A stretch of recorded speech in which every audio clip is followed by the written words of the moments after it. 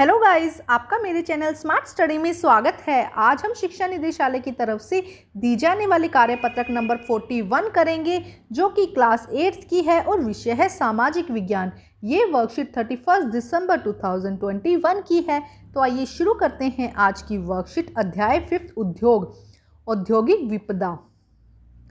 तो आज की वर्कशीट में हम पढ़ेंगे औद्योगिक विपदा के बारे में।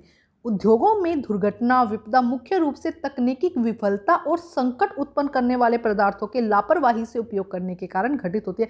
कई बार क्या होता है कि बहुत बड़े बड़े उद्योग होते हैं, क्योंकि इनमें बहुत अलग अलग केमिकल्स यूज़ किए जाते हैं, तो कई बार तकनीकी विफलता के कारण टेक्नोलॉजी में कुछ दिक्कत हो जाती है, या जो संकट उत्पन्न करने वाले पदार्थ मतलब कि जो केमिकल्स बहुत ज़्यादा हार्मफुल है उनका लापरवाही से उपयोग किया जाता है, उसकी वजह से ये दिक्कत हो जाती है। अब देखो यहाँ पे एक एग्जाम्पल दिया गया है।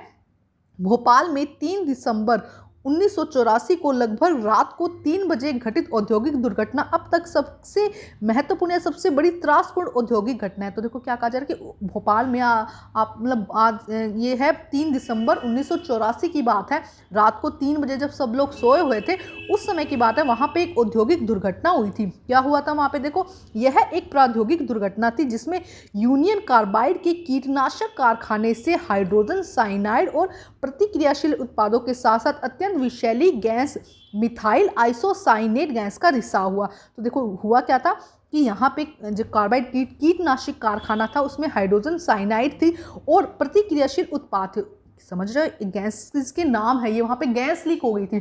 अगर आपको इजी लैंग्वेज में समझाऊं तो वहाँ पे एक विषैली गैस लीक हो गई थी। और हुआ क्या, क्योंकि गैस लीक हो गई, रात को सब सोए हुए थे और वो गैस पूरे भोपाल में फैल गई। और जो लोग उस गैस के मतलब क्योंकि नींदों में लोगों को पता ही नहीं चला और लोग सोए बहुत सारे लोगों की डेथ हो गई। तो एक बार फिर देखते हैं, यूनियन कार्बाइड के कीटनाशक कारखाने से हाइड्रोजन साइनाइड और प्रतिक्रियाशील उत्पाद मतलब हाइड्रोजन साइनाइड और उसके साथ और कुछ उत्पाद मिल गए, और जिसकी वजह से क्या हुआ, एक मिथाइल आइसोसाइनेट बन गया। क्या बन गया? मिथाइल आइसोसाइनेट बन गया। और उस गैस का क्या हो गया? रिसाव हो गया, मतलब वो गैस लीक हो गई। 1989 में अब देखो सरकारी सूचना के अनुसार 3500 व्यक्ति की मृत्यु हो गई थी, क्योंकि लोग सोए हुए थे, वो उसको स्मेल ही नहीं कर पाए थे और वहीं पे लेटे लेटे सोए से उनकी क्या हो गई थी? डेथ हो गई। 3589 लोगों की। हजारों लोग जो बच गए थे वो आज भी एक या अधिक बीमारियों से, जैसे कि अंधापन, प्रतिरक्षा तंत्र विकृति और आंत्रशोथ विकृतियों से पीड़ित है। और जो लोग बच गए थे मतलब इतनी ज्यादा विषैली गैस थी कि आज भी उससे क्या है, लोग प्रभावित हैं। आज भी लोगों उस गैस से प्रभावित लोगों में अंधापन, प्रतिरक्षा तंत्र विकृता और आंत्रशोथ जैसी बीमारियां अभी तक मिलती है। तो ये देखो बहुत दुर्घटना, मतलब ये बहुत बड़ी, इसको क्या कहते हैं? प्रौद्योगिक दुर्घटना कहते हैं। अब देखो इसके अलावा एक और एग्जाम्पल दिया गया है। 23 दिसंबर 2005 में चीन के गायोकायो चोंगिंग में गैस कूप विस्फोट से 243 लोगों की मृत्यु हुई, 9000 लोग दुर्घटनाग्रस्त हो गए। इसी तरह 23 दिसंबर 2005 की बात है, ये गायोकायो में एक गैस विस्फोट हो गया था, जिसकी वजह से 243 लोगों की क्या हो गई थी? डेथ हो गई थी। इन स्थानों पर 64,000 लोगों को विस्थापित किया गया था। कई लोग विस्फोट के भाग सकने के कारण मर गए। वे जो समय पर भाग पाए उनकी आंखें, त्वचा, फेफड़े आदि क्षतिग्रस्त हो गए। तो ये विस्फोट हुआ था, देखो यहाँ पे दिखाया गया गायोकायो में बचाव का अभियान चल रहा है। और ये यूनियन कार्बाइड फैक्ट्री है, देखो यूनियन कार्बाइड फैक्ट्री है, जिसमें क्या हुई थी? गैस लीक हो गई थी। तो 2 एग्जाम्पल यहाँ पे दिए गए हैं। ठीक है, तो अब देखते हैं आगे क्या कहा गया है। जोखिम कम करने के उपाय, किस तरह से हम जोखिम को कम कर सकते हैं? तो ऐसा तो हो नहीं सकता कि हम जो फैक्ट्रीज हैं या जो है उनको बंद कर दें, क्योंकि उनके अंदर केमिकल्स यूज होंगे। केमिकल्स तो यूज होंगे, फैक्ट्रियां काम करेंगी, लेकिन हम कुछ बातों का ध्यान रखें, इसको रोक सकते हैं। जैसे कि देखो, घने बसे आवासीय क्षेत्रों को औद्योगिक क्षेत्रों से अलग दूर रखा जाना चाहिए। तो सबसे पहले तो देखो, औद्योगिक जो क्षेत्र होता है ना, जहाँ पे बहुत ज़्यादा फैक्ट्रीज होती है, उनको जहाँ कम आबादी वाले क्षेत्रों में मतलब दूर रखा जाना चाहिए, क्योंकि बाई चांस ऐसा कुछ लीकेज हुई हो तो कम लोग उसके कॉन्टैक्ट में आ सकें। उद्योगों के समीप बसने वाले लोगों को दुर्घटना से होने की स्थिति से विषैले या खतरनाक पदार्थों के संग्रहण और उनके संभावना प्रभावों का ज्ञान होना चाहिए।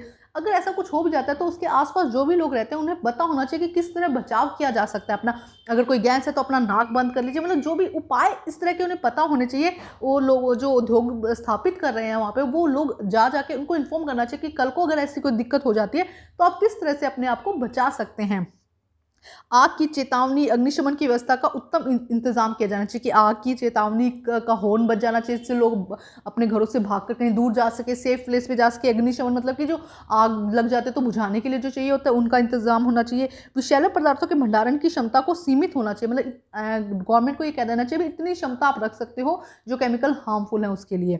उद्योगों में प्रदूषण नियंत्रण के उपाय को उन्नत किया जाना चाहिए। उद्योगों से बहुत ज़्यादा प्रदूषण होता है, वायु प्रदूषण, जल प्रदूषण, तो उसको किस तरह से मिनिमाइज किया जाए, कम किया जाए, इसके लिए क्या किया जाए, उन्नत उपाय मतलब उपाय किए जाने चाहिए।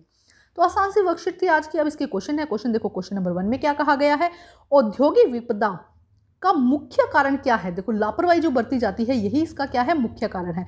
तो तकनीकी विफलता, यहां से देखो आंसर नंबर 1 हो जाएगा। उद्योगों में दुर्घटना विपदा का मुख्य रूप से तकनीकी विफलता, संकट उत्पन्न करने वाले पदार्थों से लापरवाही से उपयोग करने के कारण घटित होती है। तो ये हो जाएगा फर्स्ट का आंसर। अब देखते हैं क्वेश्चन नंबर 2 में, भोपाल में 1984 में हुई औद्योगिक विपदा का मुख्य कारण क्या था। तो देखो, इसका भी आंसर आपकी वर्कशीट में बहुत अच्छे से दिया गया है। यहां से लिखेंगे आंसर नंबर 2, यह एक प्रौद्योगिक दुर्घटना थी जिसमें यूनियन कार्बाइड के कीटनाशक कारखाने में हाइड्रोजन साइनाइड प्रतिक्रियाशील उत्पादों के साथ विषैली मिथाइल आइसोसाइनेट गैस का रिसाव हुआ था। यहां से लेके यहां तक ये हो जाएगा सेकंड क्वेश्चन का आंसर। अब हम देखते हैं क्वेश्चन नंबर 3 में क्या कहा गया, औद्योगिक विपदा को कम करने के अपने विचार बताइए। तो किस तरह से कम कर सकते हैं। तो देखो, ये 5 पॉइंट आप यहाँ पर लिख देंगे। ज़्यादा बड़ा क्वेश्चन नहीं है, मतलब ये 5 पॉइंट लिख देना। अगर आपको एक आधा पॉइंट कम करना है तो आप वो भी कम कर सकते हैं। तो ये हो जाएगा थर्ड क्वेश्चन का आंसर। तो ये थी हमारी आज की बहुत ही आसान सी वर्कशीट को कंप्लीट करके अपने टीचर को जरूर चेक करवाइए और प्लीज मेरे चैनल को लाइक कीजिए, सब्सक्राइब कीजिए और शेयर कीजिए। Thank you guys.